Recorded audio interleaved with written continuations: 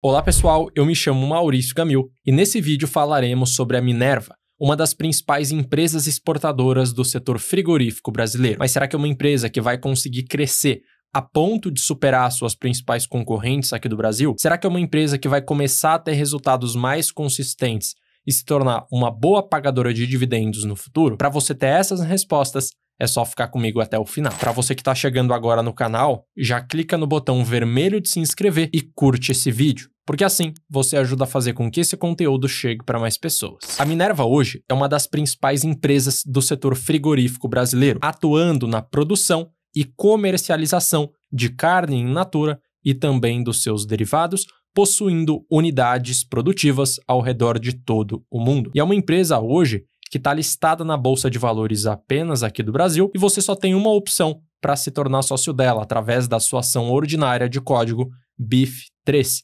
BEEF3, que é uma ação que tem um volume de negociações diário bastante elevado, tendo uma liquidez de 85 milhões de reais por dia, sendo assim é muito fácil de você comprar e vender uma ação da empresa. E olhando agora para a composição da sua receita bruta, nesse primeiro trimestre de 2025, nós temos que ela teve uma receita bruta de 11,9 bilhões de reais, sendo que 6,1 bilhões vieram do Brasil, então a maior parte, e temos também uma receita muito significativa vindo do Uruguai, Argentina, Paraguai, Colômbia, uma pequena parte vindo do Chile, uma parte bem significativa vindo da Austrália e também de outros países ao redor do mundo. E agora, olhando dados um pouco mais detalhados, nós temos que 52% da sua receita bruta nesse primeiro trimestre de 2025 veio do Brasil, 14% do Paraguai, 10% Uruguai, 9% Argentina, 6% Austrália, 5% outros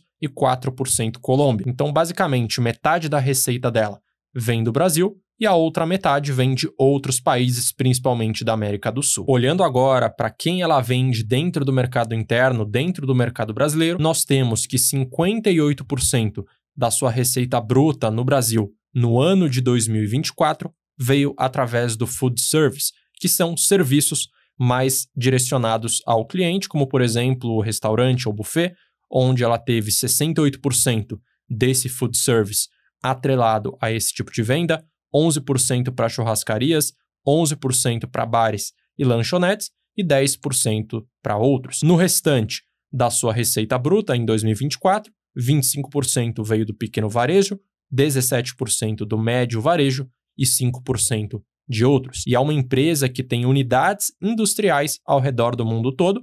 Claro que a maior parte permanece aqui no Brasil, mas ainda assim é uma empresa que tem um bom posicionamento global. Então nós temos que hoje a empresa só no Brasil tem 21 unidades industriais, 5 no Paraguai, 6 na Argentina, 4 no Uruguai, 2 na Colômbia, 4 na Austrália e uma unidade industrial no Chile. Então o Brasil ainda, como eu mencionei, tem a maior parte das suas unidades industriais, mas se a gente somar todo o restante dos países fora do Brasil, ainda assim é uma empresa muito grande fora daqui também. E olhando agora através do Mapa Mundi, a gente consegue ter uma noção do tamanho de fato da Minerva, que tem posicionamento em basicamente todos os continentes relevantes do mundo. E ela é uma empresa que, além de ter unidades industriais em vários locais, ela possui também centros de distribuição em vários locais, então no Brasil, Argentina, Chile e Paraguai, e possui escritórios internacionais, principalmente para a realização de vendas e negociações,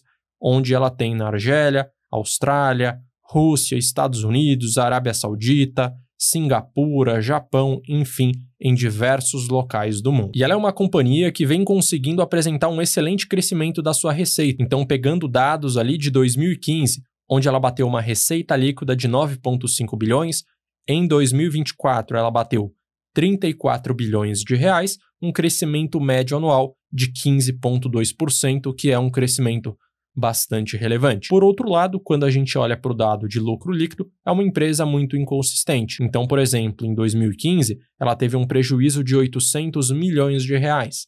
Entre 2020 a mais ou menos 2023, ela sempre conseguiu ter um lucro positivo, atingindo uma máxima histórica em 2020 de 697 milhões de reais. Contudo, em 2024, ela novamente teve um prejuízo multibilionário, 1,5 bilhões. E muito disso se deve ao fato dela ser uma empresa presente em um setor cíclico e também dela depender muito da variação do preço do dólar para conseguir aumentar a sua receita e o seu lucro, ou também apresentar uma queda nesse dado, e também de acordo com a variação da taxa de juros, já que é uma empresa que tem uma dívida bastante elevada. Agora, olhando para o dado de margem bruta, a gente consegue perceber que logo na primeira linha de despesas dos custos dos produtos vendidos, o famoso CPV, que são apenas os custos que envolvem diretamente a venda dos seus produtos e prestação de serviços, ela já tem uma redução de 80% da sua receita, ou seja, para cada R$100 que ela vende, 80% vira custo de produtos vendidos, justamente por isso que ela tem uma margem bruta na média de 19%, e um ponto bastante positivo, olhando para esse histórico recente, é que ela veio conseguindo superar essa média, tendo em 2023 e 2024 uma margem bruta de 19%. Olhando agora para a dívida da empresa, a gente percebe um alto crescimento da sua dívida líquida, tendo como principal período de salto o terceiro trimestre de 2024 para o quarto trimestre de 2024, onde a dívida líquida saiu dos 7,3 bilhões para 15,6 bilhões. Contudo, o seu EBITDA também aumentou bastante, que é como se fosse o lucro da empresa, é como se fosse a geração de caixa do negócio, saindo de 2,7 para 4,2 bilhões. Contudo, apesar do crescimento do EBITDA, a relação dívida sobre EBITDA também acabou aumentando. Então, hoje, a empresa tem uma alavancagem de 3,7 vezes em reais, com base nesses dois dados. Apesar da dívida ser muito elevada, ela tem um bom fluxo para pagamento de todas essas dívidas. Então, hoje, ela tem um caixa de 11,8 bilhões de reais e ela tem, nesse ano de 2025, o valor mais do que suficiente para conseguir custear todas essas dívidas que ela vai ter que pagar. Em 2026 também ela tem o caixa suficiente e nos anos restantes ela evidentemente vai precisar gerar mais caixa para conseguir pagar, mas a gente percebe um prazo bastante elevado. Então ela tem uma dívida relevante para pagar em 2026, 27, 28, 2029, mas o principal ficou em 2031 e 2033. Então ela ainda tem muito tempo, muita folga financeira para gerar caixa e consequentemente pagar todas essas dívidas. Então, apesar dela ter uma dívida elevada, apesar dela ter aumentado muito a sua dívida, ainda assim ela tem bastante dinheiro e vai gerar bastante também nos próximos anos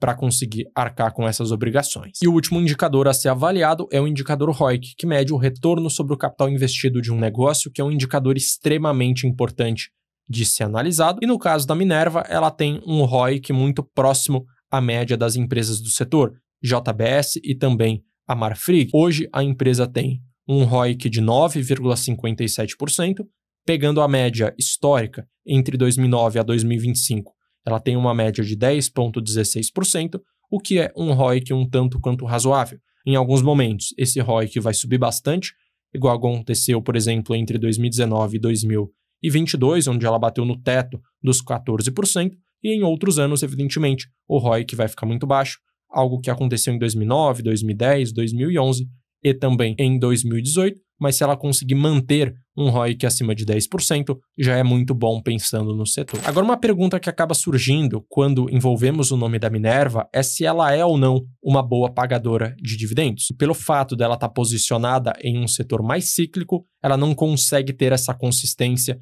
e previsibilidade na sua distribuição, e a gente consegue perceber isso olhando para dois dados. O primeiro deles é o histórico do dividend yield, onde a gente percebe que em alguns momentos ela paga dividendos muito altos, igual aconteceu, por exemplo, em 2021, que ela bateu 10% de dividend yield, em 2023 também, que ela bateu 7,37%.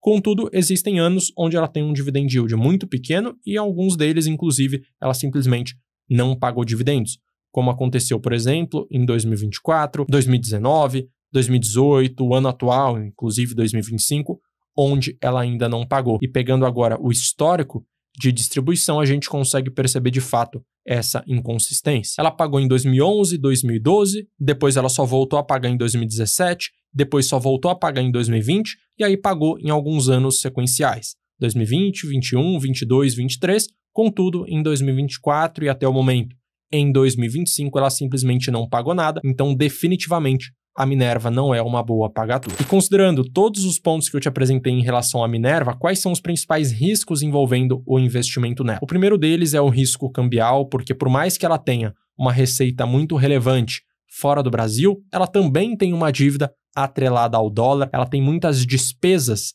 atreladas ao dólar, principalmente nas suas unidades industriais. Então, se o dólar subir muito, pode ser que ela acabe se saindo prejudicada, pelo menos no curto prazo. O segundo risco envolvido está relacionado a riscos sanitários, onde, por exemplo, os gados podem desenvolver uma nova doença, não só no caso da Minerva, mas isso se aplica a qualquer empresa do setor, e se isso acontecer, a receita da empresa vai acabar reduzindo muito também no curto prazo. E o terceiro risco é justamente a sua concorrência. Você pega gigantes do setor aqui do Brasil, JBS e também a Marfrig, que são empresas muito maiores, então é importante destacar que ela tem uma concorrência muito pesada. Olhando agora para os lados de oportunidades, eu enxergo que ela só vai conseguir disputar com essas empresas se ela conseguir fazer aquisições estratégicas para expandir as suas operações e também se ela conseguir atingir outros mercados, outros países, principalmente aqueles que a JBS e a Marfrig ainda não atingiram. Dito isso, quando que pode fazer sentido ser sócio de uma empresa